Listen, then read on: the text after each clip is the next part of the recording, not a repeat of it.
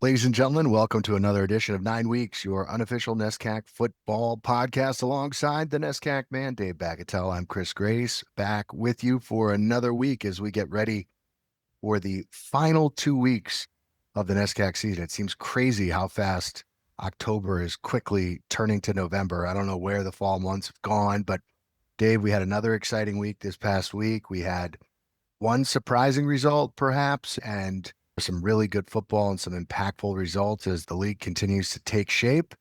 Glad to be back with you, my man. I know that you're breathing a sigh of relief as your Wesleyan Cardinals got a big win on homecoming, which we'll talk about in a little bit, but it's great to be back with you. Great to be back. I can't believe it's week 8 already. Boy, time flies when you're having fun, as they say. It's crazy, but this is going to be one of the best endings, I think, ever of a NESCAC season. Legitimately, Chris, 6 teams can get a share of the NESCAC title with 2 weeks to go, which is really pretty cool. Okay, we're going to talk about it later. Tufts and Colby have a very remote chance of getting a share of the title. They have a chance. And if Amherst beats Trinity this week, it really gets crazy. So we're going to talk later about the games, but there are really 2 games that are going to probably have about 80% of the bearing on the title this weekend. The 4 top teams in the league all playing each other. So yeah, we'll get to that. We don't want to get too far ahead of ourselves, but yeah, it's been a great season. A lot of emerging. We started the season not knowing who's going to play quarterback drafted teams. Here we are. We've got a lot of emerging stars on both sides of the ball, some surprises, some teams that have a chance to do things they haven't done in a long time, finish over 500, win championships. It's been a lot of fun. Been a great year. Yeah, we'll touch on obviously all the things that are coming up this week, but of course we couldn't get to this week without last week. So we got to touch on what happened last week. Absolutely. And we'll start right at the top here. Middlebury needed a win and they came away with a big victory as they won at home over Bates in a game that was pretty close until Middlebury pulled away late. Again, this is a Panthers team. Don't get fooled by the record. They've played the toughest schedule in the NESCAC through 7 weeks.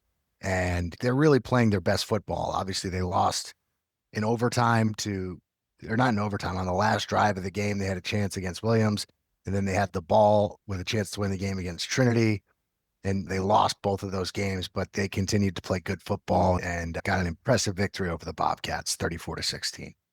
Yeah, we've used the term workmanlike a lot this year. I would call the Middlebury wins workmanlike, but I think really the big factor in this game is Ryan Linsky didn't play. And you don't say team revolves around one player, but this team lost Sergio Beltran, who was their converted quarterback. Ryan Linsky, who's one of the top running backs in the league, if not the top running back. He won the NESCAC rushing championship last year. He was right up at the top. This year, we've had him on the podcast before. He's just a great kid and really good student athlete and obviously a very good player. And without him, Bates, which runs a flex option, they're predominantly a running team, not a running only team, not like Springfield. They had 48 yards rushing on 24 carries. And if a Bates team isn't going to be able to run the ball, they're going to have a really tough time winning a football game. And Middlebury, to their credit, did a good job of stopping that. And then they forced Perry to throw the ball, and they got 3 picks. Middlebury's got to win 2 of their last 2 games to finish over 500. I'm sure they're very motivated to do that. They're sitting at 3-4. They're not used to being below 500 there. So I'm sure Coach Manigo has those guys really motivated to get these last 2 wins. Not going to be easy, of course, because they have Tufts coming up as well, who's a very good football team as well, too. Yeah, and not an unsung guy because we've talked about him, but another great game for Connor McClellan. Yeah. right up there with the top running backs in the league. And as I said, this is a Middlebury team that easily could be heading to the last 2 weeks of the year with hopes of winning an NESCAC championship. If a couple games just went a different way down the stretch, they just came up a little short, but certainly still a lot to play for, which is the narrative we'll be talking about as we go on with this podcast. Is there's a log jam in the middle of the league with a lot to be playing for in terms of positioning in the No league. doubt. Now, a team that did not have any struggles on Saturday was Trinity. We didn't know what we were going to see with Bowdoin coming off that big win against Wesleyan. They were hosting Trinity. We thought a lot of the onus was going to be on the Bowdoin defense to try to create some havoc. Instead, it was the Trinity defense that really set the tone as they dominated this one 45-3. The offensive numbers for Trinity aren't going to wow you, just really solid, but defensively, they completely controlled this Polar Bears offense. And yeah, more of the same. 1 year goes by, we get older, but Trinity is peaking when it matters most, as they have their two biggest games of the year coming up in the last 2 weeks of the season. Yeah, if I had told you that Bowdoin didn't throw any interceptions, and I told you that Tassoni wasn't going to play, and I told you that Nolan O'Brien was only going to have one catch, you'd probably say to yourself, geez, it must have been a close game. Bowdoin was in the game. Here's the thing with Bowdoin. Bowdoin was something like 0 for 13 on third down, and that's just not going to get it done. And by the way, Trinity, they've been getting a lot of guys involved. A lot of guys running the ball, a lot of the guys catching the ball. Jackson Carroll, who came in the first game, he was sharing snaps in the first game. To your point, he's gotten better as the year has gone by. He looks very comfortable. It's not your typical Trinity team where they've got 2 or 3 stud receivers who are putting up eye-opening stats every game. They got a guy running for 160 yards every game. This is not that kind of Trinity team. They're getting a lot of guys involved. By the way, that spells a lot of trouble for the league going forward because a lot of those guys playing are younger guys and they're getting a lot of experience, which you usually don't see in a Trinity Bantam team. But you know what? They are sitting at, voila, 6-1, atop the NESCAC standings. They're leading the league in offense.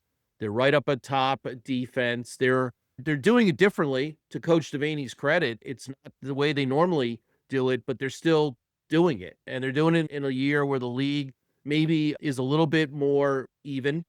But so they still stand out, and they totally control their own destiny. They win their last 2 games, and they are NESCAC champs. Of course, they lose to Amherst or they lose to Wesleyan, things get a little bit more interesting. But yeah, I mean, Bowdoin played a great game against Wesleyan. They came in, they were hosting Trinity, and Trinity just, once again, to Coach Devaney's credit, they just do not look past teams. They don't have down weeks. I picked them to win by a lot. I got a little poo-pooed on that on the boards, and lo and behold, they won by pretty much the score that I thought they were gonna win by. Listen, again, it's like good teams, we get used to this. You need to pick off a team like this early on because once they find their next man up, they're going to be trouble. And to your point, I think that the most impressive thing with Trinity is the balance of their offense. And this hasn't just been this game. This is multiple games in a row where we're seeing 4 or 5 guys have at least 5 or 6 carries. Now, it's one thing to do that in a 45-3 game. It's a whole different thing to do that when you're in the fourth quarter and it's a close game and you have to figure out who your go-to guys are. And I think we'll see that the final 2 weeks of the year. But talking to Coach Hammer last week, he made a mention of it. He had to figure out a way to control Nolan O'Brien, and they did. One catch for 1 yard. He did have a rushing touchdown, but they took him out of the game. Other guys stepped up, and Jackson Carroll efficient again, 14 for 19 for 178. They don't turn the ball over, and the only game Trinity's really turned the ball over was the first week of the season. Beyond that, they've done a nice job of taking care of the football. To your point, they do maybe lack some of that explosive playmaking that we've seen in years past. But they've got guys too. It'll be really interesting to see what happens the last 2 weeks for Trinity as they will face stiff competition. But another win in the win column, and they are one step closer to another NESCAC championship.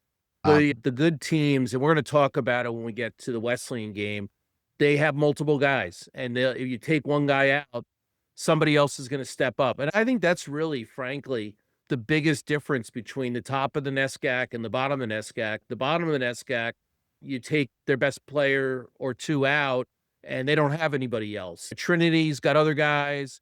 Wesleyan's got other guys. They got Blake Newcomb. And you saw that historically with Trinity. All right, you take Gerard out. Guess what? You got Clapp or whomever. So it's just the difference. I think the depth and the ability to have those extra couple guys there that you can rely on. But under the radar game, but a very important win for program building as Colby at home on homecoming outlasts Hamilton 17-10. Again, what we've seen from Colby, they make a change at quarterback, not the flashiest offensive stats, but what they didn't do was turn the ball over. And Patrick Miller got the start at quarterback. He was efficient, not, you wouldn't say dynamic by any means, but 12 for 19 for 78 yards, and he threw a touchdown. But most importantly, he ran the ball 15 times for 119 yards, Dave. So maybe Colby has found a dual threat quarterback. And listen, a big win for the Mules. They're 4-3 with 2 games left on their schedule and a really great chance to finish at a minimum 5-4 for the Mules. Yeah, Colby hasn't finished over 500 since 2005, 2006. So it's been 20 years. Yeah. So really, I think for what Coach Cosgrove is trying to do in Waterville, it's really important for them to get to that 500 mark. They've got to show incremental improvement. They've gone to Miller at quarterback, whether that's because Miles Drake is hurt or they just decided to go a different direction. Really doesn't matter at this point in the season. Clearly, they're going to continue with Miller.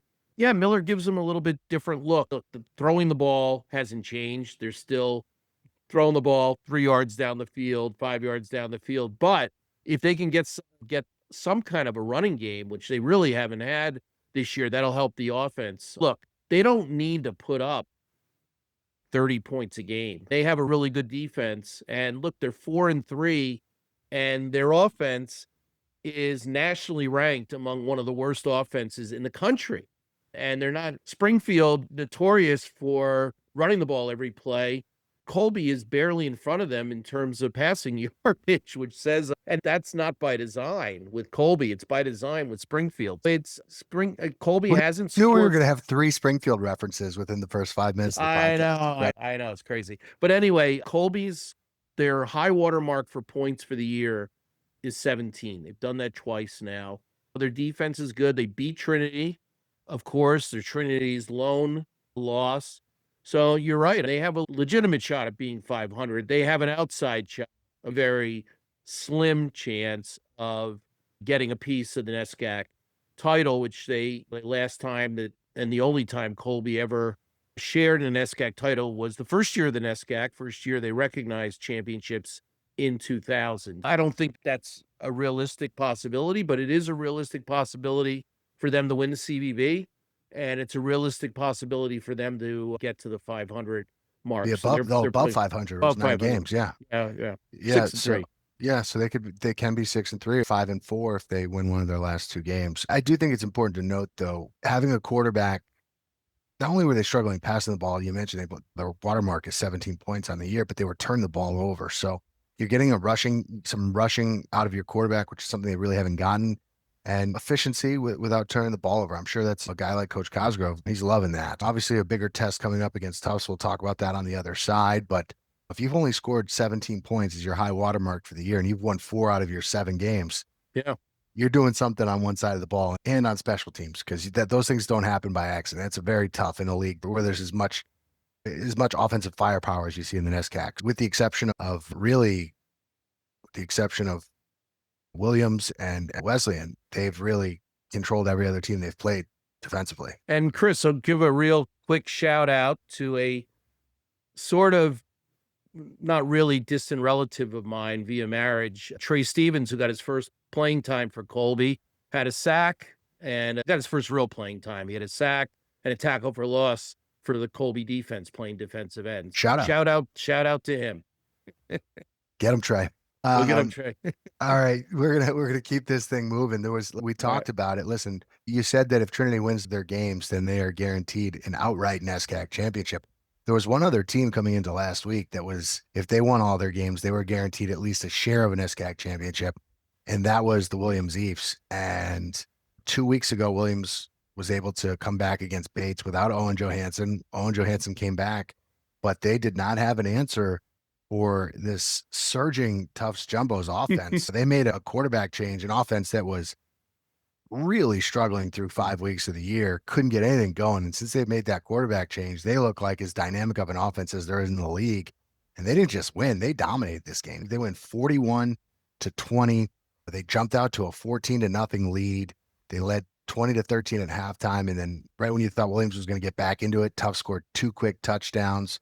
And again, it starts with Hudson Weidman, the NESCAC Offensive Player of the Week. Check this out for a box score: 17 for 23, 335, 3 touchdowns through the air, ran for 46 yards and a touchdown on the ground. So 4 total touchdowns, giving them a dual threat option. And I'm sure Coach Savetti is just saying, oh, if I could have just a little bit earlier in the year, we might have. Now they still do have an outright, a slim, as you said, chance at winning NESCAC, but they have really found their stride on offense. Yeah. Word out of Jumboville is that Hudson was a little banged up at the beginning of the year. Otherwise, we might have seen him sooner, but he's really come on since he's come back and been the full-time starter. They're 2-1. But more importantly, they're scoring over 30 points a game. But Chris, in this game, what surprised me, yeah, they scored a lot of points, but what surprised me is the job they did controlling the Williams ground attack. Williams had been averaging like 250 yards a game running the ball. And look, I know Owen Johansson was a little banged up. He's got an ankle, didn't play the previous week, clearly was not his normal self, but they've got other guys there that can run the ball. They got John Orris, who's on the precipice of being an all-league running back, having a great year. They got Matt Bott, who's carrying the ball really well. And yeah, okay, Owen only had 3 carries, but they've got other guys there that can run the ball, and their offensive line is big and tough, and they protect the quarterback very well. They've only given up in 7 games 1 sack.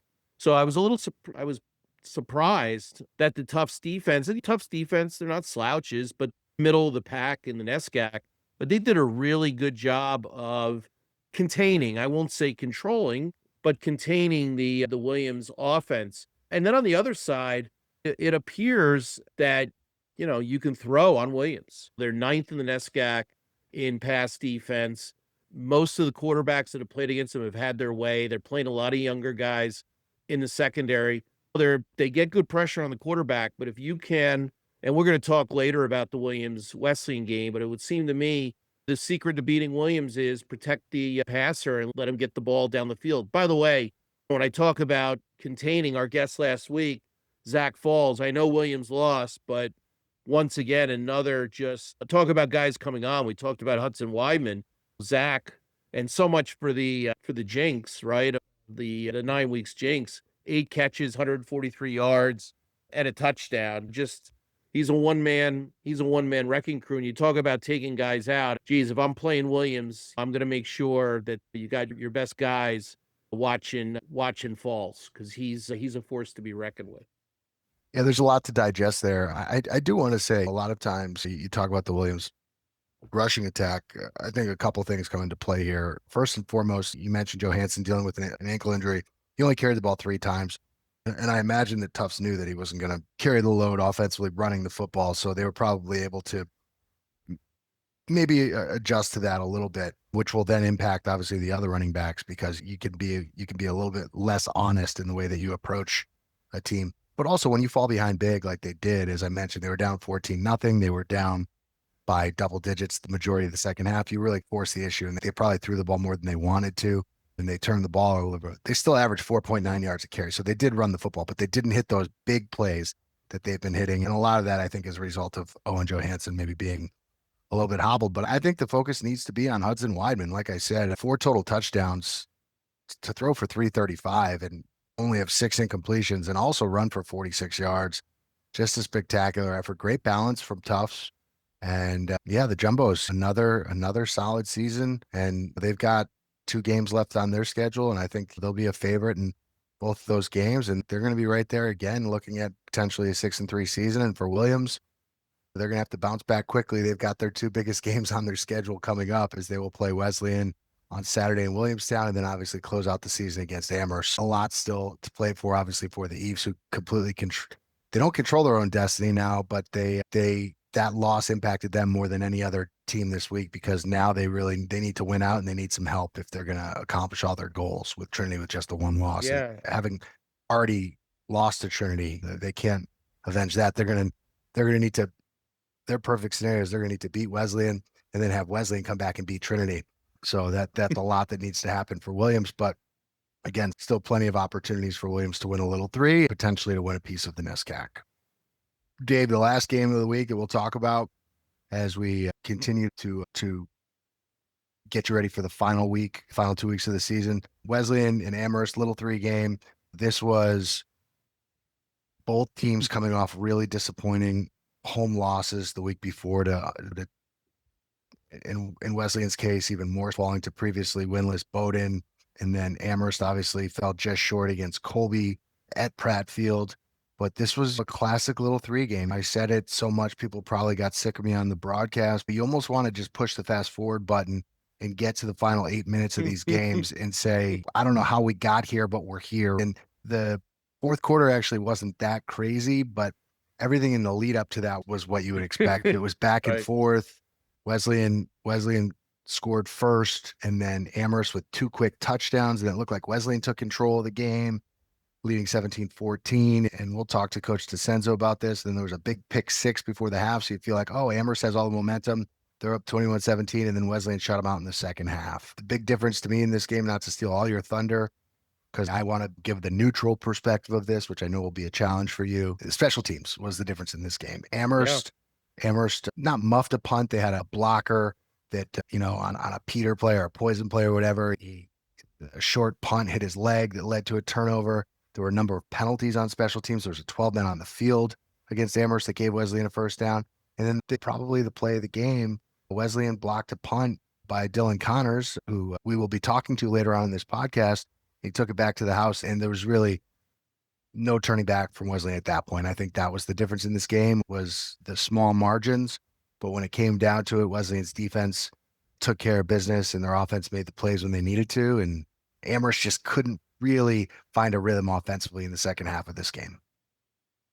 Yeah, in little three games, and actually any of these sort of big-time games in NESCAC where you have better teams in the league playing, it seems to always come down to special teams and turnovers. And that was the story of this game. Marek Hill, we've been talking all year. We had on the podcast. He's had a great year. You know, hats off to him.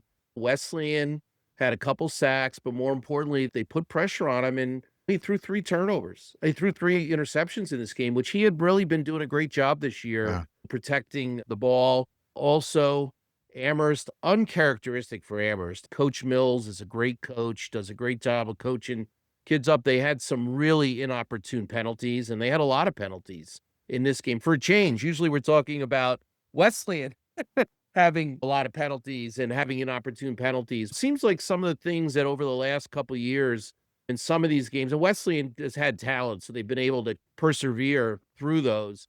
But this game, Amherst just doesn't have yet the talent level to be able to overcome turnovers and penalties and just hiccups that you get in these games. And it seemed like all of the big plays, other than the pick six, I'll give Amherst the pick six, which, by the way, could have easily been avoided by Wesleyan. The interceptions, the block punt, the snap for the safety. Oh, I forgot. Yeah, I forgot about that too on special teams. There was also exactly right. There was a snap over the head of the punter through the back end zone for 2 points. There's another special teams play, right? So there was just a lot of, and by the way, Wesleyan, as they've done all year, and I will give them credit, they've been great in the red zone and great on capitalizing on other teams' mistakes. You give them the ball in the 50, short field, they're going to score.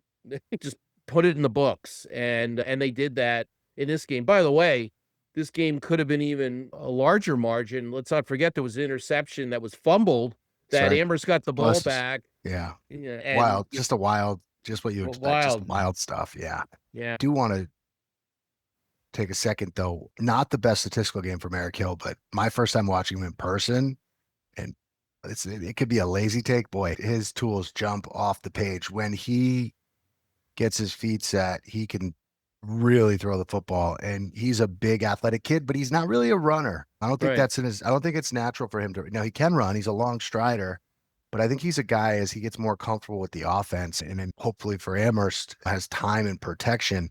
When he had time and protection and threw with conviction, he threw some of the most pretty passes I've seen, but they're not really built to come from too far behind. And that block punt was really the killer because then they were climbing uphill. Something Wesley's done every game this year, they've just completely taken away the run game. There was one or two lapses, but for the most part, every time Amherst ran the ball, it felt like it was like a 1 yard gain and no gain, 1.5 yard gain. There really wasn't a lot there. And credit to the Cardinals for making plays when they needed to, but it was fine margins in this one. It really was. If you take away the special teams mistakes, we easily could be talking about a different results as well. But Yeah, and the fourth down that Wesleyan thought the guy jumped, they were doing that, like the Trinity game yeah, it was a last lot. year. There was a lot there. The other interesting thing by my mind, and we're going to talk to Coach DiCenzo about this later, is if you had told me that Dante Kelly would have one catch and Wesleyan would win by 10 points and score 30 points, I would have told you're crazy. It's a little bit like Nolan O'Brien, Yep. same kind of thing. And like I said earlier with Trinity, Wesleyan isn't just about one guy. They've got Blake Newcomb and Saul Frank, and they've got other Capuano and Ween, and there's just other weapons there that they can utilize. Like when you had Tomlinson and you had Matt Simcoe, you had those other Yep. options. And it's interesting to watch. So you pick your poison, so to speak. Yeah, I think speaking about that, Blake Newcomb deserves a lot of credit. He made a couple of really big plays when they needed him, in particular in single coverage. He made a really big play down the field. But I think it really comes down to for Wesley and Matt Fitzsimons, what he does as well as anyone in this league is he's not. It was a noticeable difference because for Amherst, I think obviously Hill's a younger player and it was a lot of first read kind of offense. And if the first read wasn't there, that's what I think led to some of the turnovers. Whereas with Fitzsimons, he's going to run the play and he's not going to force the football for the most part. Now he has thrown 3 interceptions the last 2 weeks, and I guarantee you that pick six is a play that he wishes never happened because that was very much avoidable. But he seems to make the right reads on every play. That's why he's so efficient because he gets the ball to the right guy without taking a lot of risk. It's not as much as we've seen in the previous years with Wesleyan with a lot of one-on-one, taking a shot down the field, backyard-esque plays. He's staying within the rhythm and the flow of the offense. And you mentioned they took Kelly out of the game, but there was always someone else that was open. So if someone's going to take you out of the game and other guys are going to be open, then you have to be. That's a credit to the quarterback for not being stubborn and a credit to the coaching staff because Wesley made a great adjustment in this game. Something I just want to bring up before we move on because we do need to move on. Against Bowdoin, Coach Whalen and I, who were calling the game together, were just clamoring for Wesleyan to go double tight against Bowdoin's front. And Amherst was doing a lot of the same things to Wesleyan that Bowdoin did in the first half of the game. They were getting home with 3 and 4 guys. They were twisting. They were lining up. I don't know if anyone here watched the Green Bay Packers play on Sunday night, but what they do with Micah Parsons is they line him up right behind the center in a 3-man front, what would be a defensive tackle or nose guard. They're lining him up behind the center, and it basically he can go right or he can go left, and the other guy's going to twist. And it was causing all sorts of problems for Wesleyan. But then in the second half, Wesleyan came out and they made an adjustment and they went away from their 3 and 4 wide receiver sets. And that's another reason why Dante Kelly didn't have a big game. He wasn't on the field that much. I bet it was his least amount of plays that he's been on the field for any game this year. They just went with 2 wide, 2 tight. They protected the quarterback, and it gave them a much better balance. So good adjustment by the Wesleyan coaching staff, and obviously a must-win game for the Cardinals, and they won it, and they keep their hopes alive as they are one of 2 teams that completely controls their own destiny here with the final 2 weeks of the season. Dave, we'll take a quick break. I don't know if you have final thoughts, but we'll have more time to probably to discuss Wesleyan on this podcast. I have a feeling so.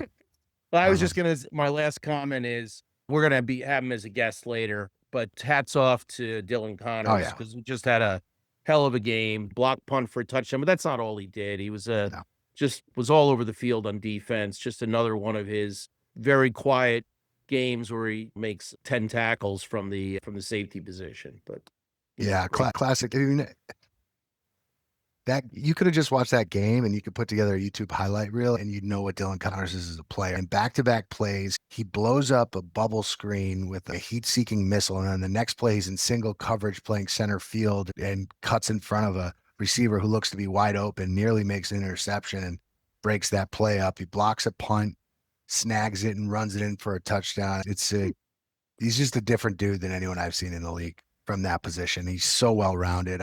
We'll talk to him more about it. I have a great player comp for him. I bring it up a lot on the air and look forward to talking to him later on in the podcast. But Dave, we'll take a quick break. We come back. We will let you give your power rankings.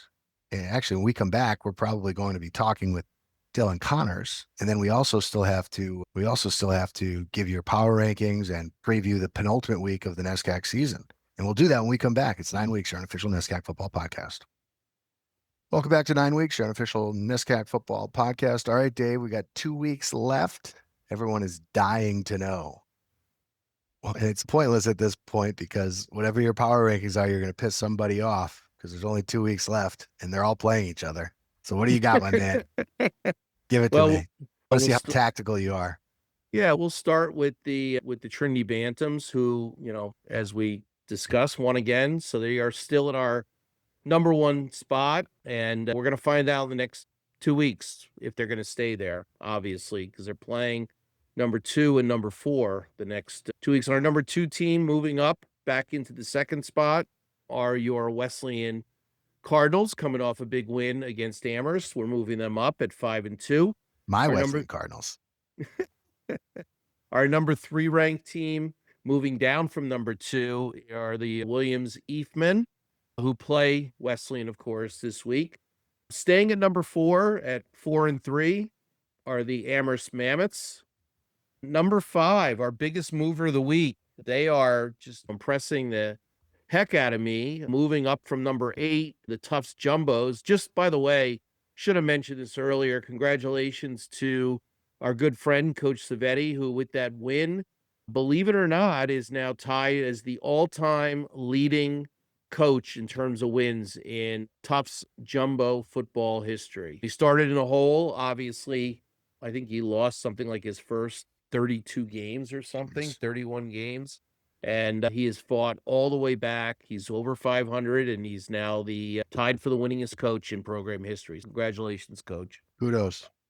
Number 6, your Middlebury Panthers, who, despite the win, just because we had to move Tufts up, we'll find out because they get to play. They're going to be playing each other, but they moved down from 5 despite the win.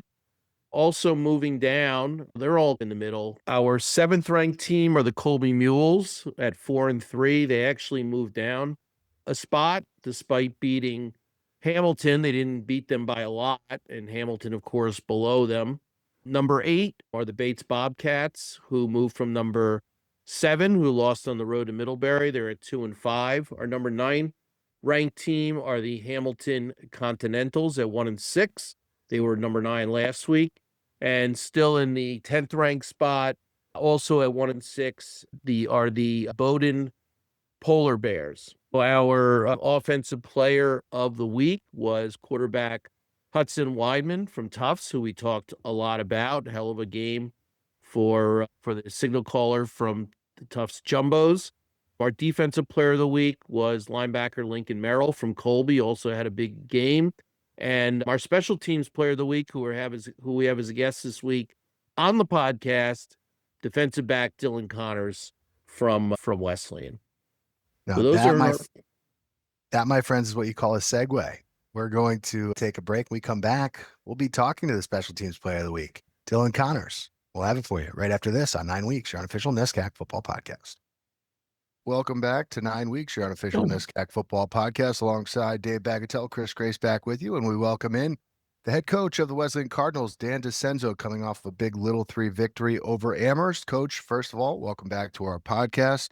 I'm sure, having called that game, there were some ups and downs, kind of what you expect with Little 3, but I imagine the thing you're most proud of is the way your team bounced back after a disappointing game in the prior week and facing some adversity, especially at the half. After how the first half ended, you have to be pretty proud of the way your defense played in the second half of that football game. Yeah, thanks for having me on. Thanks for everything you guys are doing for NESCAC football and promoting our student athletes. I really appreciate it. I think it's great. Yeah, with the game this weekend, obviously we've got a team that graduated 30 seniors, a lot of kids that played a lot of football, the offense defense player of the year. We feel we reload around here pretty good, and I think our guys done a great job, but we hadn't done a great job of facing adversity into the game and really fighting through to that other side. So really pleased that we had a big play knock our way at the end of the half when we were winning 17-14 with 2 timeouts on the 50, kind of in control, and then being down at the half. And just thought our guys did a great job in the second half, competing on both sides and really executing. So that's a big step for our team this year and our identity. And I was really pleased with the defensive effort in the second half, keeping to no points. Yeah, Coach, it was a great day, great crowd honoring the all 2010s team. Great to see a lot of those guys back. Obviously, it was an awesome decade, and great to see a lot of alumni support, a lot of parents out and whatnot. That kind of game, I mean, it's a little three. How do you keep them? It's the biggest crowd you play against. I know Wesleyan gets good crowds. See, Chris, I slipped there already, but how do you keep the team focused on task at hand and not get all caught up in all the hoopla, the big crowd, all that kind of stuff? Yeah, I think our kids like the big crowd. They like the big crowd. They like people there. Our game day atmosphere is awesome. I think it's by far the best in the league. The fans are right on top of you. The fence to the field is really tight. The fans are right on top of you at our home field there. We tailgate pretty good. And again, I think it's a really great college game day atmosphere as far as I don't think I've seen in New England or in Division III. So it's really a unique environment for it, which is great. And obviously the league is really competitive. So I think from top to bottom, there's a very small margin for error. And again, I think he's going to be able to compete every week and be ready for a team's best shot. And again, happy to come away any weekend with a win. Coach, I thought the key to the game was you guys had a couple of opportunities in the red zone in critical moments, and Matt Fitzsimons, as he seemingly has done this whole year, read the play beautifully and delivered perfect plays in those moments. In particular, that wheel route to Saul Frank was a huge play. And then obviously had a great connection with Newcomb the entire day. But can you just talk about the development from your quarterback? You went into the year thinking you had 2 guys that you felt good about, but obviously Matt stepped up in the first game and hasn't really looked back. I know Coach Whalen and I have been so impressed with his decision-making and his ability to just be dynamic throwing the football, but it seems like the most impressive thing to me is his poise. Can you speak on your signal caller and what you've seen from him this year? Yeah, Matt's real. We were excited about him when we got him. He was a football player from Summers High School. I think his last 2 years, he was like 29-1. Won a state championship, lost the finals of another one. And basketball, scored 20-plus points, 10-plus rebounds a game. A lot of videos of him tomahawk dunking and attacking the rims. Really talented kid, and I think a lot of people missed on him, to be honest with you. And then when he came here, did everything that we saw on film. A great leader, good athlete, good arm. Again, real student of the game, wants to be great, wants to make those around him better, and just really competes hard. So we saw the first 2 years, obviously, he was behind Nico Candido, who had a great career for us and was ready for his opportunity when it opened. And again, he's played great all year. I think he's doing a really good job with our offense, and I think we have a lot of guys on offense that have the potential to make big plays at any point. So obviously, whether it's Saul Frank or Dante Kelly or Sam Ween or Keith Capuano, there's a lot of guys out there that when they touch the ball, they can do something with. And again, I think it makes it tough for defense to defend. Big game this weekend, obviously. Little 3 on the line. Wesleyan's going for their 4th straight little 3, which has never been done in program history. So you have that to play for. And then, of course, just to add a little icing on the cake, obviously Wesleyan's still very much in the mix for the NESCAC title.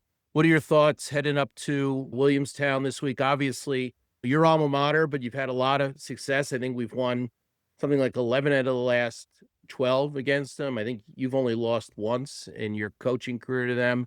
Talk a little bit about the game this Saturday. Yeah, they're a very good team. We're a very good team. I think offensively, they're ranked first. They're second in every category. Their quarterback, Johansson's a really good player as well. He can run, he can throw. He's a tough physical kid. Had a big touchdown against us last year, so we're familiar with him. And I think they just do a really good job offensive. They're really physical up front. They're probably the biggest offensive line we'll see all year.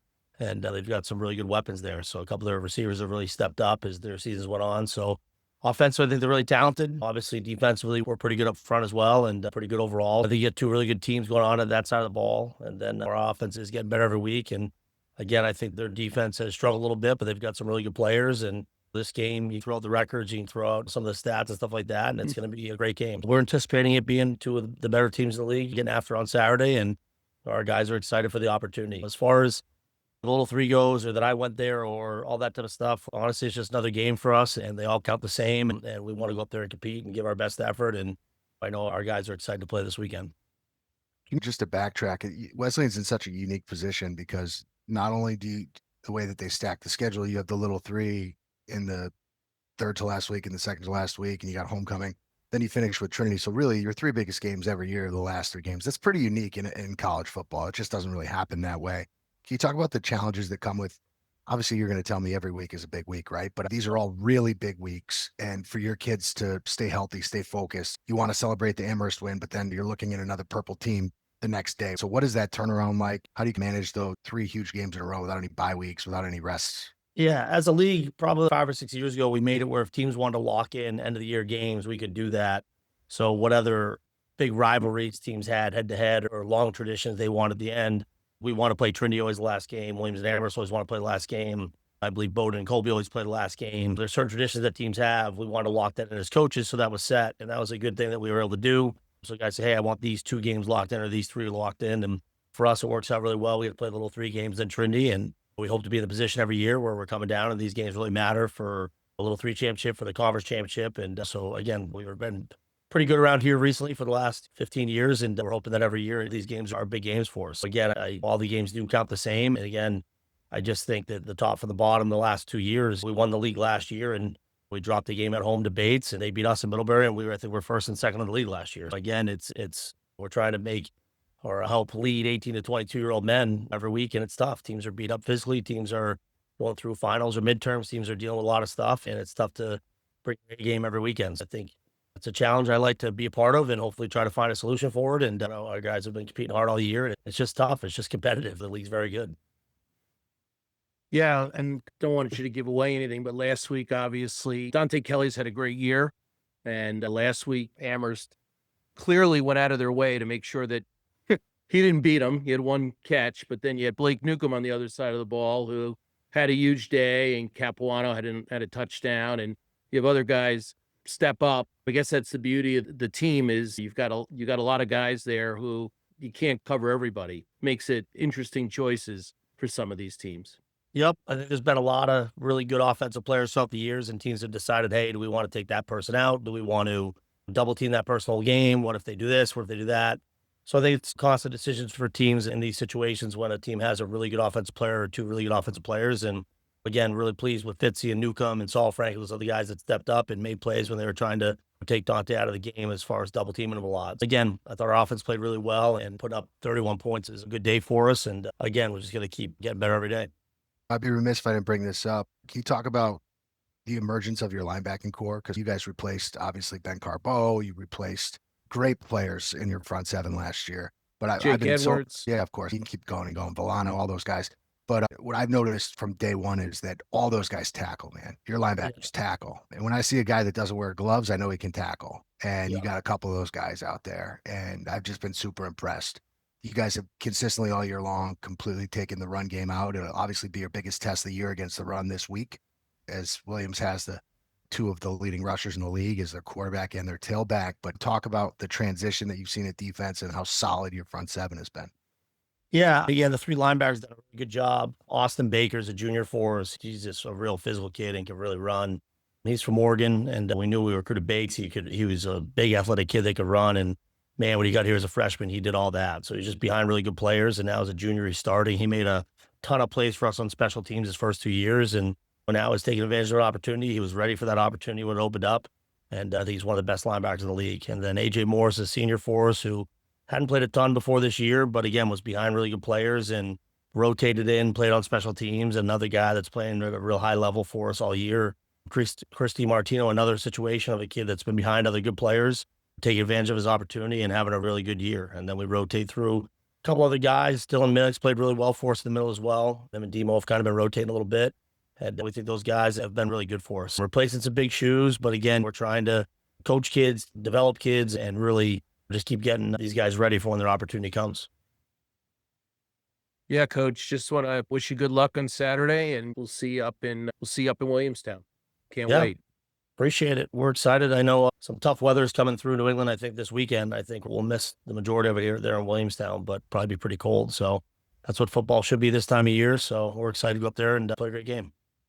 Best of luck, Coach. We appreciate your time as always, and we look forward to. I'll catch up with you at the Trinity game, but best of luck this weekend. And I have a feeling that Bagatelle will be there, so Yeah, I imagine you'll see him. Hopefully, you guys get to share a stogie at the end of the game. Yeah. All right, that is the head coach of the Wesleyan Cardinals, Dan DiCenzo. We'll be back with more 9 weeks, your unofficial NESCAC football podcast right after this. This episode of 9 Weeks NESCAC Football is sponsored by Sloan Walsh LLP. On the gridiron, victories come from preparation, smart play calling, and a defense you could trust. For 91 years, Sloan Walsh has brought that same approach to the legal field, especially when the game is toughest in insurance disputes. They know how to protect the end zone, move the chains, and deliver results where it matters most. From complex litigation to safeguarding what matters to you, their team is built to go the distance. Sloan Walsh LLP. Trusted counsel, championship effort. Visit sloanwalsh.com to learn more. 9 Weeks, your unofficial NESCAC football podcast, is brought to you with support from our friends at Game Day Sports Programs. You can transform your game day experience with Game Day Sports, your ultimate partner in celebrating athletic excellence. They collaborate with teams and parent groups to create memorable keepsakes for every fan and player. From personalized parent lanyards to giant heads to senior banners that cheer on your favorite NESCAC player, their custom print pieces capture the spirit and passion of your team. Their beautifully designed programs are packed full of essential information that every NESCAC football fan eagerly anticipates, making them cherished keepsakes for supporters and players alike. With over a quarter century of experience, trust Game Day Sports to bring your team's story to life in vibrant print, ensuring every game day is one to remember. Welcome back to 9 Weeks, your unofficial NESCAC football podcast, alongside Dave Bagatelle, the NESCAC man, Chris Grace, and it is our pleasure to welcome in the reigning NESCAC Special Teams Player of the Week, Dylan Connors. I got to start right there, Dylan. I haven't paid complete attention, but you haven't been in on punt blocks the entire season, have you? This was obviously a special look and a special situation, or am I just completely naive and have missed that the entire season? Yeah, no, you're right. I've been on a few throughout the season, but only 3 games. It's like a coaching decision by Dice. He sees something during the week that he likes, something that we can attack, and he puts me in there, see if we can make a play, and just have him roll that way this week. Boy, listen, I've seen a lot of punt blocks in my day. I've seen a lot of kick returns for touchdown in my day. I don't think I've ever seen a punt block where the C's parted like that. That was like the equivalent of on a punt return, all 11 guys running by you. It was beautiful. Like you could have taken the football literally all out of his hands before he even put it to his foot. Did you know right away? Because they made a little adjustment and they brought a big guy. They had a massive up back, by the way. Yeah, they did. And they slid him over. And I'm thinking it was like 4th and 1. I'm like, maybe it's a rivalry game. Maybe they lost momentum. Maybe they're going to fake it here. What are they doing? And then you got it so clean. Talk about what you saw and walk us through the play. Yeah, so we talked about it all week, that we thought they were a little bit vulnerable in the middle. So we just planned to overload that a little bit. We had Will Ray out as one of our big DNs. Just go left, take that big up back with him. But we talked about it that it was just going to open up there, and it just happened to be that way. It was free shot, like you said, to him. I didn't quite expect it to be that open like that, but it happened to be that way, which was pretty sweet. Dylan, you've been here at Wesleyan 4 years. How many touchdowns do you have now playing defense? Including special teams, I have 4. Yeah. Wow. That's, as a defensive player myself, I would have been happy had I had gotten 1, which I did not get, by the way.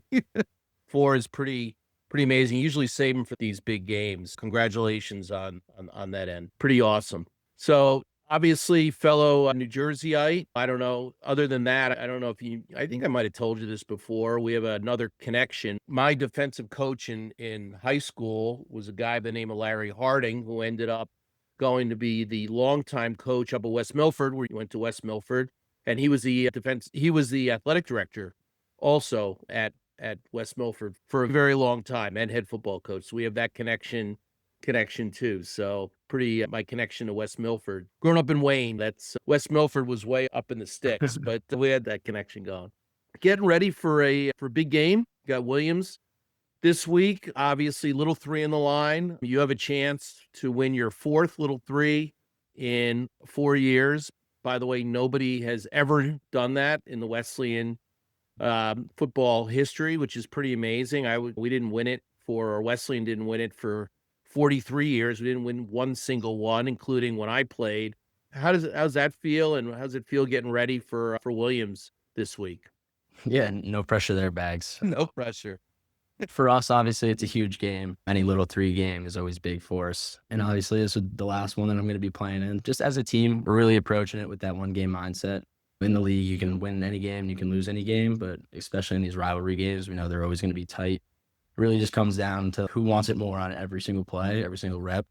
But yeah, we're super excited to get after it this weekend. Great week of practice coming off a nice win last week versus Amherst. So just looking to keep the ball rolling there. So, Dylan, obviously last year you guys accomplished everything you wanted to accomplish, and defensively you guys lost a ton of guys. And people were saying to me going into the year, what's Wesleyan going to be like replacing so many guys? I said, yeah, but they got the one guy back that they can't play without, which is the quarterback of the defense, which is you. From a playmaking perspective, we all knew what we're going to get from you. It's been there for 4 years. But can you talk about your role as a leader on this team as really one of, if not the only guys on the entire 22 that really played every down last year? There's other guys that had roles, but you are the only big time contributor other than maybe like Gage Hammond. Seriously, that really was a 9-game starter, a 9-game impact player, an all-conference player, could have very easily been the defensive player of the year last year. Talk about your role as a leader and how it's had to evolve when you guys graduated so many leaders from that team from last year. Yeah. Well, yeah, like you said, we did lose a ton on the defensive end. But for us, it was more so about reloading than rebuilding. That's like one of the slogans that we would preach. We have a ton of great talent at West. They just happen to be the guys out there during that specific year. We knew we had a ton of talent in the linebacker room, young DBs that we knew were going to be great. We got a senior O-line now, so we were pretty confident all around going into the offseason. But for me, it was more so taking that leadership role and just preaching to the guys that as long as we do everything right on a day-to-day basis, have our inputs daily, we're gonna be just fine. Our coaches are still the same. We have some of the best coaches in the league with Dice, Coach Sheeks, Coach Q on the defensive ends. With them, we're always gonna have a solid defense. And all the guys that have come into their role have really wanted to be great and put in all that work throughout the week, throughout the off season. So for me, it was just kind of like helping everyone step into their starting roles, but have to do as much as some may have thought just because of all that talent that we do have in the rooms. And I thought, sorry, Dave, but I just one more follow up here. I thought last year, the difference maker for your team was that you had all those guys that were 4-year guys that a lot of them played 3 or 4 years. And in those critical moments, in those tight games late in the season, whether it be Williams or Colby or Trinity, obviously, they knew that there was no tomorrow. So now that you're staring at this and you have 2 weeks of football left, are you trying to resonate that message to the rest of the team? These other guys that will obviously are very talented. We've seen it. They don't understand the finality of what you probably understand. Yeah, I think for us, it's all about just doing it for the guy next to you. Whether you're a freshman on a scout team, it's important to put 100% of your effort because at some point you're going to be in those senior shoes with 2 games left to play, and you're going to want 100% from everyone on the team. I think everyone knows that. Everyone respects each other enough to put in that effort on a day-to-day. That's just really something special that we had. I never have to question the effort from anybody. It's really like an all-in mentality at West, and it's just great to see that over time. And I think everyone has that message going forward.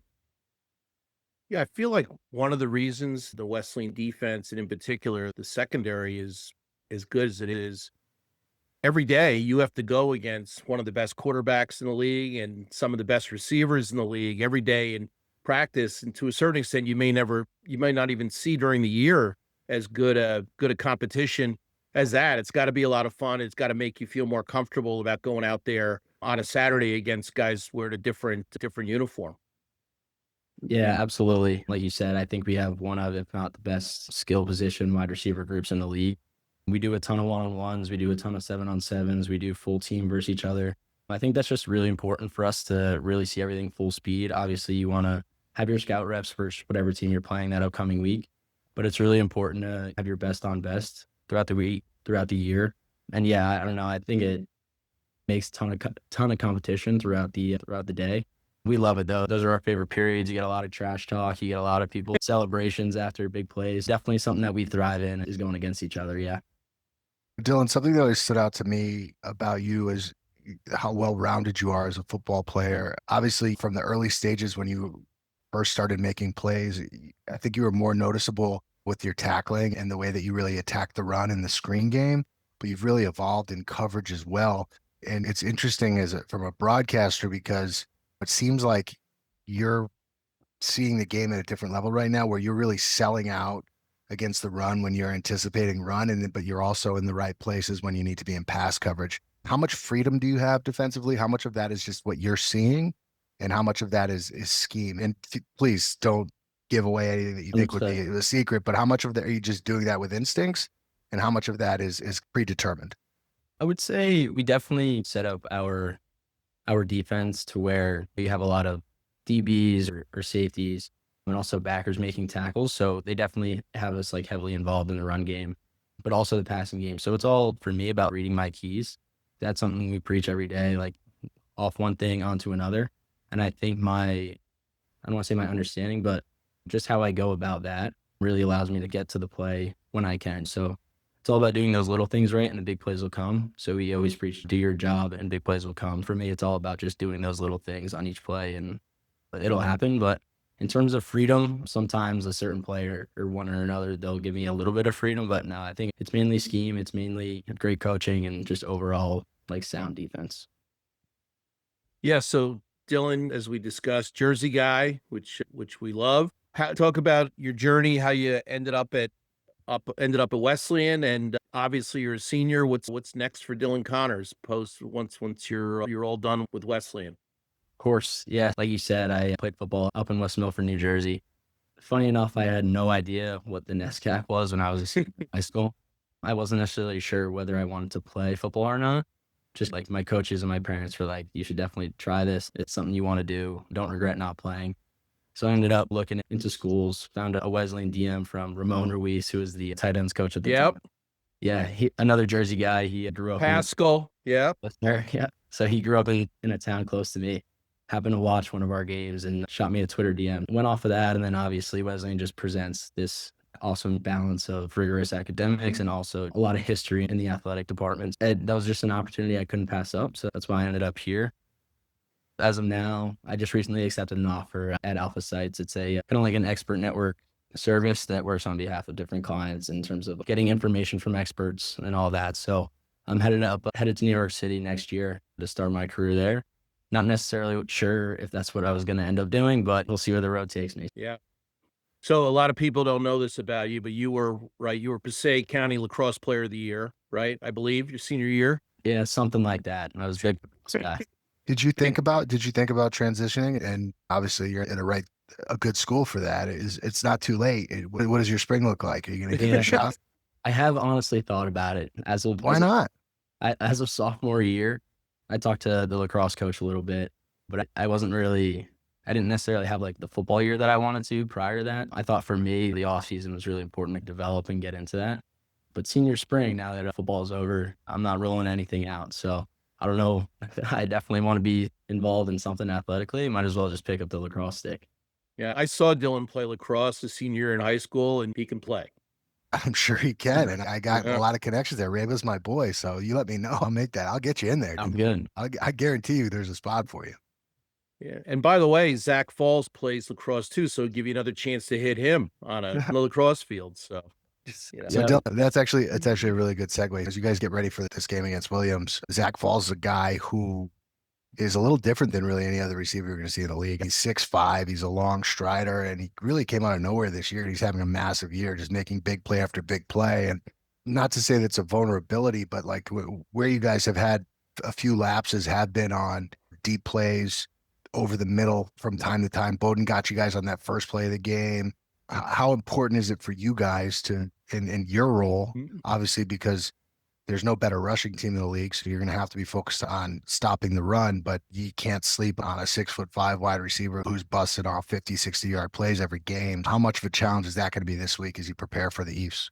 Yeah, absolutely. Yeah, like you said, Falls does have that explosive power, that speed. Definitely something we want to respect, but for us, it's all about just doing what we do best. Like I said, we play very sound defense. Obviously, we want to take away strengths and whatnot, but overall, we play our style of defense. We have trust in our guys, whether that's safeties, linebackers, D-line. Everyone has their role, and we all trust each other with it. So obviously, that's something we're considering, and something we want to manage. Obviously, you want to play against their best players, and that's just what we do here. But overall, I think we're just going to play our sound defense, really stick to our keys, what we do best, and overall just attack them the way that we think we should. Yeah, it's definitely strength against strength. You guys have been fantastic against the run, one of the best in the country, certainly the best in the NESCAC, and they've obviously been very good running the ball. So it'll be a good battle on that side. Last question for me. Obviously, these next 2 weeks are huge. You guys find yourselves now same place you did last year. Completely control your own destiny, just like you did last year. Last year worked out, obviously. You got a lot of new starters. You've got freshmen who obviously weren't here last year. You're one of the captains. You're one of the leaders on the field and off the field for this program. What do you say to the guys heading into these last 2 weeks? Obviously, you got to take care of business against Williams first, but not everybody, some of these guys have never been in this position before. Yeah, I think what, unlike the other captains, as well as the coaches, preach to everybody is just take every day and do everything right, the best that you can. The most you can do is prepare during the week to put yourself in the best spot for Saturdays, whether that's taking care of your body, going to the trainer, more attention to detail in practice, energy throughout practice, just all these little things are a culmination to wins on Saturday. And for us, we just preach that. I think if we do all those things, we'll be in a great spot. Hopefully this weekend and then hopefully the week after that. But like you said, we just got to take care of business one day at a time, and Saturday's on number one on the list for us. Dylan, I know you're busy. Obviously, class late into the night. You're prepping for your second big game in as many weeks, and you got to take care of business here this weekend, so we'll let you go. But we appreciate you taking some time. It's been a pleasure to call your games over the last 4 years, and I look forward to calling one more, but I'll be watching from afar this weekend. Best of luck, and leave it all out there, bud. We certainly appreciate talking to you. Yeah, thank you guys so much for having me. I really appreciate it. That is Dylan Connors, the senior leader for the Wesleyan Cardinals out of the secondary, and we'll be back with more 9 weeks, your unofficial NESCAC Football Podcast right after this. Welcome back to 9 weeks, your unofficial NESCAC podcast alongside Dave Bagatelle. I'm Chris Grace. Just messing with my man Dave. Of course, he loves his Cardinals. We want to thank our guests, Dylan Connors and Dan DiCenzo, for joining us today as we get ready to preview the penultimate week in the NESCAC. And we'll start right off. Middlebury and Hamilton, sneaky under the radar rivalry game taking place in Clinton, New York. Hamilton with just the one win on the year, but again, another close loss this last week. Luke Curzon continues to do some good things on offense. Middlebury playing their best football, though. I imagine that you see the Panthers being a pretty strong favorite in this football game.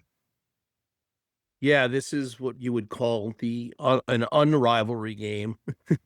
It's the old rocking chair game. It's probably one of the few rivalries in the NESCAC that people aren't really that familiar with. Yeah, I think Hamilton is starting to think about both teams are starting to think about 2026. As we said earlier, Middlebury obviously would like to get to 500. I think Hamilton would like to get back to where if they win the last two, they'll improve from last season. They're playing at Hamilton. It's Hamilton's last game. It's their senior day. But here's the thing. Middlebury doesn't really ever lose to Hamilton. Middlebury's won the last 28 times these teams have played going back to 1995. I think this game is going to be closer than the last couple, but I still think Middlebury wins by a couple touchdowns. I have Middlebury winning 31-17 over Hamilton. I think, look, Hamilton can throw the ball. They don't really have a great running game other than Luke Curzon, who's their quarterback. And the problem is their defense is struggling. And I think Middlebury, with McClellan and with Moran and with Honan, and they had a freshman wide receiver at a good game last week. So I have Middlebury as a 14-point favorite. I have Middlebury winning 31-17 on the road in Clinton, New York. Yeah, I agree with you here. I think Middlebury's playing their best football, and they probably have too much for Hamilton. But I think Middlebury's ability to run the football will give Hamilton some problems here as their defensive front has struggled against the run. But as you mentioned, it is senior day in Clinton. And listen, Hamilton is playing for a lot as they continue to try to build towards next season. So we'll see what happens. But I'm with you on this one. Another CBB game, Bates and Bowdoin. So it's really a BB game. Listen, Bates dropped their CBB opener to Colby, and rough fashion. Bobcats have dealt with a lot of injuries this year. And Bowdoin, who obviously coming off of their best win of the year, or their only win of the year against Wesleyan, will have a chance at home to continue to build with their young quarterback. I think this has the potential to be as competitive of a game as we're going to see all Saturday. It should be a really good football game. Yeah, I think I agree with you. It's between two teams that are different places in their development. Bates, as you said, has had a ton of injuries. They lost their quarterback. Now Ryan Linsky's out. They've had injuries in their offensive line. Just a lot of injuries. I think these last two games are really important for Coach Coyne because they were 2-7 last year. He wants to show incremental improvement. He had his sights set on 2026 from the beginning, from when he recruited those kids as freshmen. It's going to be his first senior class, I believe. I think it's super important for him to win these last two games and get to 4-5. And I would put that 4-5. I'd put an asterisk next to it because, I had them finishing the year 5-4. I thought they were my sleeper team to get to 500. I feel like if they get to 4-5, you put back a couple of those guys that were injured, they could have very easily been 5-4 on the years. I think these teams are in similarly moving the same direction. I just feel like Bates is a couple of years ahead of Bowdoin. Bowdoin's playing a lot of young players. Obviously, they have a first year playing quarterback who's actually getting better every week. But Bates's guys are a couple years older than Bowdoin's guys. They are playing at Bowdoin. It's a tough place for opposing teams to play. The fans are right on top of the field. It's going to be a big crowd. Sure, it's probably homecoming up there at Bowdoin. CBB game, as you said. I just think Bates has just too many guys. They just have more guys on offense in particular. They're playing better than Bowdoin on offense. I'm going to make the assumption that Linsky will be back. And if he's back, I think Bates wins. A close game, as you said.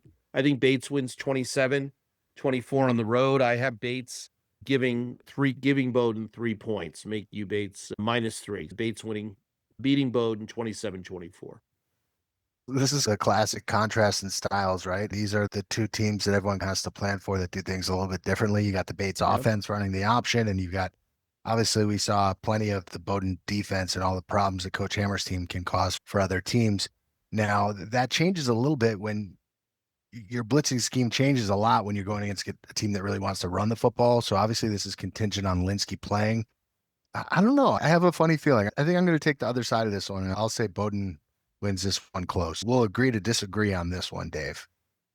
But again, this isn't the NFL. We don't have full injury reports here, so we really don't know who's gonna line up for either team in this one. But actually heading up to Lewiston tomorrow to do some scouting. Okay, with my binoculars. Yeah. All right. When you get that update, I'll adjust my predictions, and we'll re-record this on Friday. Listen, if I was gonna go to those lengths, I'd probably be heading to Williamstown instead of Lewiston, but that's another story. So as we continue, and again here, another really interesting game with a contrast in styles. Colby goes to Medford to take on the Red Hot Jumbos on Senior Day, coming off of their best win of the year, or their most convincing win of the year. Listen, you look at Tufts; they got wins over Wesleyan and Williams. Just had a little rut in the middle of their schedule. But other than that, right now, they're playing their best football. The reigning NESCAC Offensive Player of the Week against the Colby team that had their best offensive game of the season last week against Hamilton. The question here, obviously, is can Weidman continue to play good football and not turn the ball over against the Colby team that has figured out ways to win ugly this year? You have to imagine if Tufts is able to take care of the football, they're going to have too much firepower for Colby. But that's the unknown, right? This is going to be the toughest defense that Weidman has played against, I think, by a wide margin, as he didn't play against Trinity and he didn't play against Amherst until late in that game, right? That's really the unknown here, but I tend to think I know where you're going with this one, but I'll defer to your opinion. Yeah, so you talked about the last game, the Bates-Bowdoin being a game of opposites. I think in some ways this is a game of opposites as well. You've got a Colby team with a really strong defense and an offense that just does enough to get it done, right? And then Tufts' defense is middle of the pack, and Colby's offense has obviously struggled quite a bit this year. Tufts is playing at home, once again, last home game of the year. Their offense is playing well. They haven't really played a defense like Colby's. So I don't think Tufts is going to rack up 30 or 40 points just because Colby does play good defense. But I think they get to 20 points, and I think you get to 20, that's going to be it. Colby, as we've discussed, has their high water mark in points for the year is 17 twice. I don't think they get there in this game. I think they get to 13. Part of the reason is I just think Tufts is going to control the ball a lot more. I don't think Colby's going to get the ball enough. So I think Tufts wins this game at home 20-13. I think if it was up in Waterville, I might have the game slightly closer, maybe 4 or 5 points, and I make Tufts a 7-point favorite. But it is going to be a relatively low scoring game, but just Tufts has just more offense than Colby. Yeah, I think that the key to this game is going to be, can Colby build on what they did offensively last week and find that balance that they had without turning the football over? When Tufts has been effective this year, their defense, you wouldn't call it like a dominant defense, but it's a defense that has athletes that can force turnovers and score off of those turnovers, as from the Wesleyan game. But yeah, I think I'm aligned with you on this one. I think Tufts is playing too well right now, and I think it's going to come down to the final week of the season for Colby to try to get to that elusive 5th win and a CBB title, as they will take on Bowdoin in the final week of the year. I think we're aligned on that one. And by the way, that game is a playoff game because the loser is definitely out of any contention for the league championship, and the winner, albeit a long shot, still has a shot, and they'll be obviously keeping one eye on the scoreboard throughout that game. Yeah, they might have a shot only until the game we're about to talk about ends, because in Hartford, Trinity, the only one-loss team in the NESCAC who has won their last 6 games after dropping their opener to the aforementioned Mules. Coach Devaney's team has really found their form. They're doing it in a balanced way on both sides of the football. They'll be hosting Amherst, another rivalry game, another classic NESCAC matchup. Amherst coming off back-to-back losses and did some good things against Wesleyan, but just couldn't find consistency on offense. And you got to think, if Amherst is going to have any chance in this game, they're going to have to pull some tricks out of their sleeve, and they're going to have to play their best offensive football. And realistically, their defense is going to have to make things very difficult for Jackson Carroll, because Trinity's offense really hasn't skipped a beat over the last month and a half. It'll be a tough challenge. I'm really curious to hear your thoughts on this football game. Yeah, this is a really interesting game, and a super important game. This is our 1B for game of the week. So in order for Amherst to have any shot at a championship, sharing in the championship this year, they have to win on Saturday. So it's a must win from that standpoint. On the other side, Trinity completely controls their own destiny. They win their last 2 games. They are the standalone NESCAC champion for 2025. So a lot on this. They lose to Amherst. Boy, it throws all kinds of crazy scenarios into question, including if Wesleyan can beat Williams, which we're going to talk about next. They then obviously they control their own destiny anyway, but that makes that game even that much bigger. It would be big anyway following week. But let's not get too far ahead of themselves. So here's the thing: Amherst defense definitely travels in this league. Amherst defense is really good, and kudos to Wesleyan for scoring 31 points. Granted, 9 of those points were on a safety and on a punt block, so they were special teams related, and then a couple of the other touchdowns, Amherst put their defense in a tough spot with a short field. But Amherst defense is very good. They're second in the NESCAC in total defense. So I don't think that Trinity is going to come in here and put up a 40 or 50 spot on Amherst. The question is, can Amherst's offense keep up with the Trinity offense? Can they score enough points? And I think in order for Amherst to have a shot, Markill is going to have to play a lot better than he did against Wesleyan. They're going to have a good offensive day. But a couple of little tidbits before I give my prediction. Trinity hasn't lost to Amherst since 2017.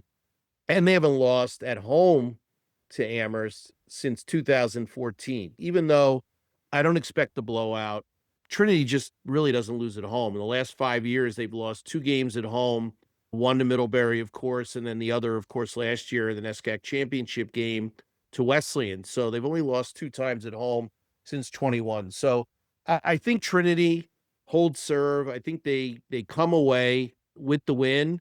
I don't think it's a blowout by any stretch. I have Trinity as a 14-point favorite, but I think the game's closer than that. I think Trinity wins something like 28-17, 31-17, something in that sort of range. But Trinity sets up the game next week against Wesleyan.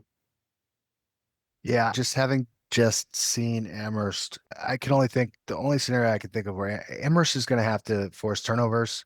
They're going to have to get to the quarterback, and they're going to have to be more aggressive than they were against Wesleyan. And most importantly, they've got to clean up the special teams because that was really the difference maker in that game. We talk about offenses to be successful, you have to stay ahead of the chains a lot of the times. They have to stay ahead of the chains in terms of the entirety of the football game. They can't put themselves in those positions like they did against Wesleyan where they're one-dimensional, because then that's where Merrick was a little uncomfortable. But I'm with you. I think Trinity wins this game. I think they probably win the game pretty comfortably as well. So I'll leave it at that. As we get ready for our game of the week, it is the Little 3 matchup in Williamstown, a rivalry that historically has been dominated by the Ephs, but as of late, Wesleyan has been in control. There are so many storylines here. Of course, you've got Coach DiCenzo, who we talked to, who went to Williams and coached at Williams. You've got Wesleyan's former head coach and current athletic director, Mike Whalen, who went to Wesleyan and then coached at Williams before coming back to Wesleyan.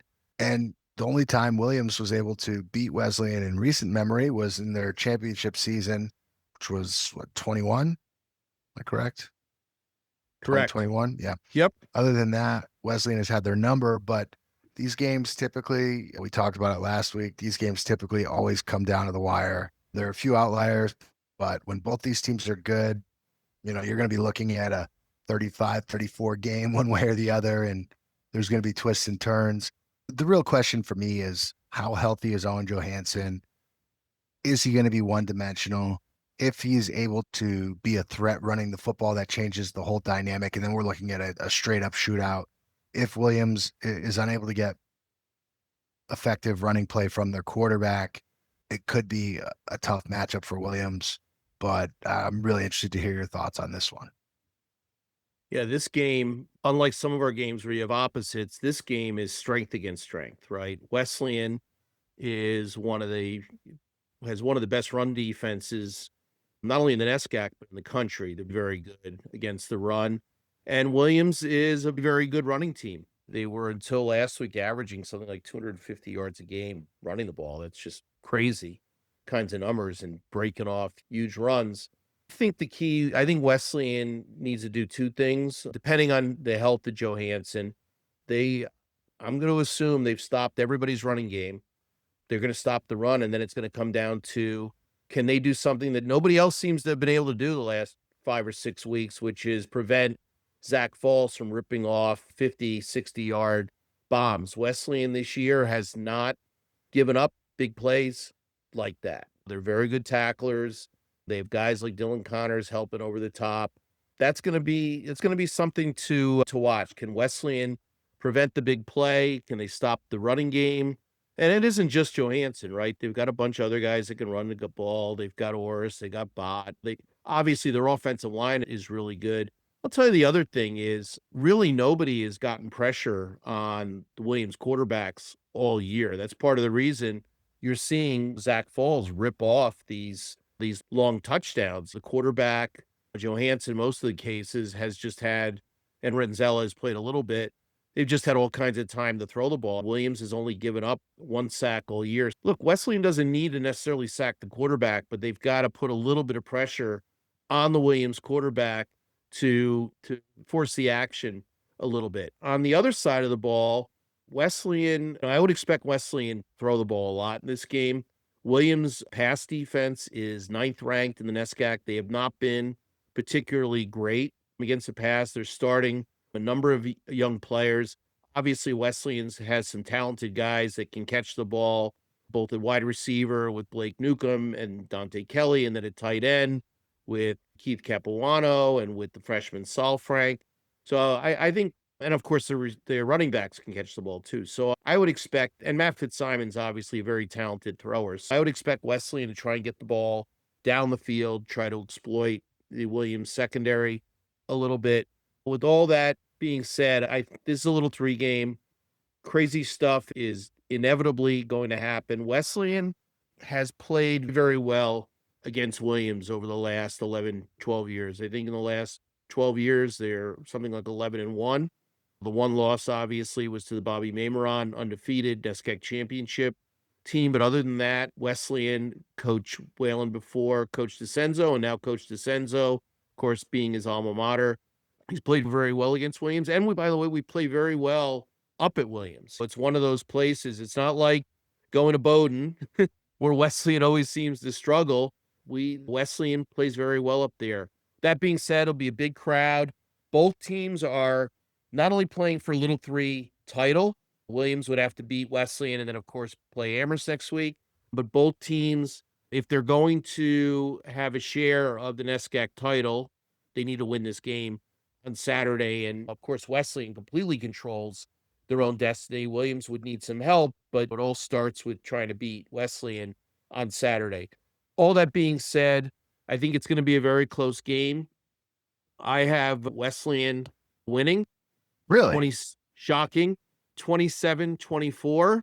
And I have the point spread as Wesleyan -1 on the road in Williamstown.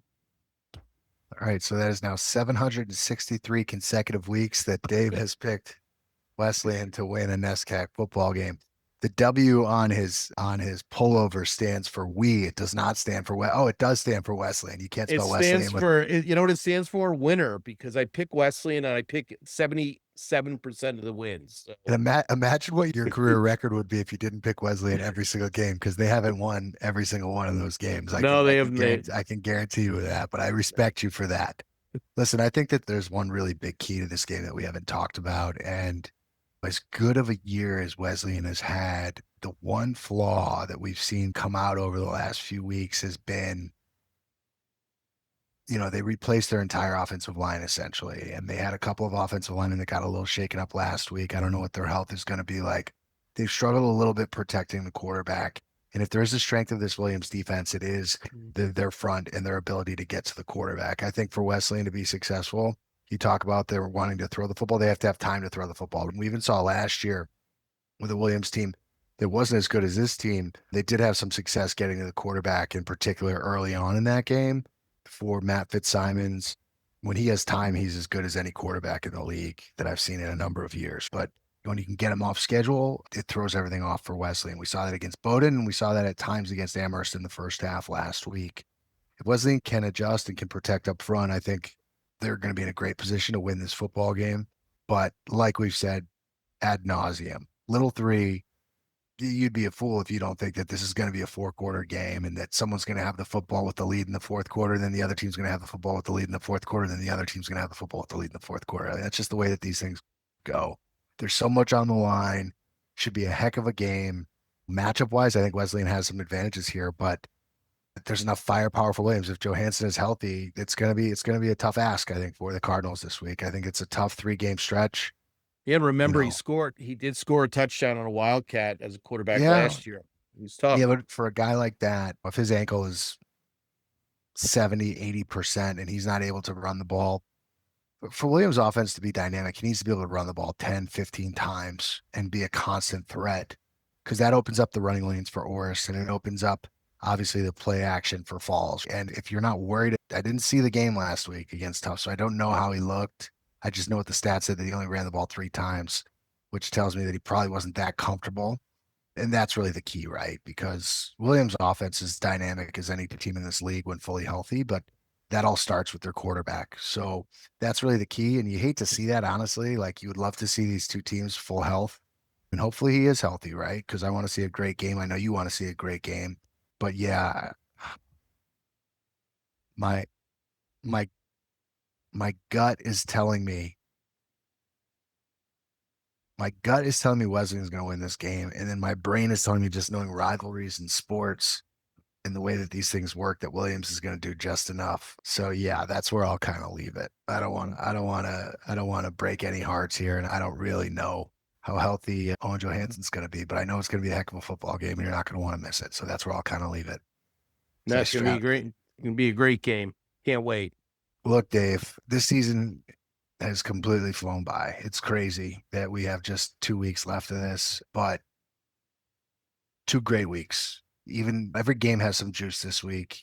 Even you said the Middlebury and Hamilton and the one-sidedness of that rivalry. When a game has a name, it's a rivalry game, baby. Every game has a little bit of juice. There's a lot to play for everyone in this league for different reasons. And there's a scenario where there could be 5, 4, 5, 3, 6 teams that are playing for a lot in the last week of the season. So only way we'll know is to fast forward a week from now, but I know you'll have yourself a time on Saturday. I'll be watching from afar, and I look forward to seeing where we're at a week from now with just 1 week left. And hopefully the one thing I do hope for is that, and there really, I guess there is not a scenario where at least a split NESCAC championship will be on the line next week. There's no scenario where that won't be the case. The schedule makers are lucky in that account. But listen, by NESCAC rules, Trinity clinches it. Their magic number is 1. So if they win against Amherst, they clinch at least a tie. That's what I'm saying. Yeah, at least a tie. Yeah. Even if that tie is with the team that they beat head to head, we know that's a tie in the NESCAC, baby. We'll approach that when we get to that mile marker down the road, my friend. One game at a time, baby. I'm just grateful that we're at week 8 and we've got a lot left to play for. It's not like we've got one team running away with a 2 or 3 game lead on everybody else. And these last weeks are, Wesleyan and Amherst Williams still playing for Little 3, and that's something, and that's important to alums of those schools. The NESCAC title, especially next year when the winner goes to the playoffs, it's got a lot of juice, and next year it's going to have that much more juice with the playoff scenario. But wouldn't it have been great if this was the year that they went to the NCAA championship and there was a 5-way tie? Wouldn't that have just been great drama? They're doing I've been notified. I've got inside info. It's going to be a 5-way coin flip to determine who goes to the playoffs. It's going to be Rochambeau. It's going to be paper, rock, scissors, and the winner stays in. Double elimination, and the loser goes out. They'll just send an all-star team from the 5 teams. They just do a mixed team. Yeah, what do you think? Yeah. Then maybe we'd have a shot against North Central. NESCAC All-Stars. It's a great idea. The NESCAC All-Stars play Mount Union. Yeah. Jeez. We might have to get some of the guys that moved up to 1AA to come back and play on one Saturday. Listen, Dave, it's been a pleasure as always. We want to, of course, thank our guests, Coach DiCenzo and Dylan Connors. We want to thank our sponsors, Sloan Walsh and Game Day Sports. And of course, I want to thank my co-host, Dave Bagatelle, of course, for being so invested in this podcast. We hope you enjoy it. Please subscribe, share with your friends, pass it along. Although he is covered from head to toe in Wesleyan gear. Just this 1 week. It's the Little 3. He can't help himself. It's a big week for him. And you know that his passion is incomparable to just about anyone else in this league. We'll take the positives with the negatives. You can I let you slide 4 or 5 extra wees in this week. We'll let that slide. We hope you've enjoyed this podcast. We'll be back at this time next week with everything on the line. But for now, it's time to sign off. For Dave, I'm Chris. Until next time. So long, everybody.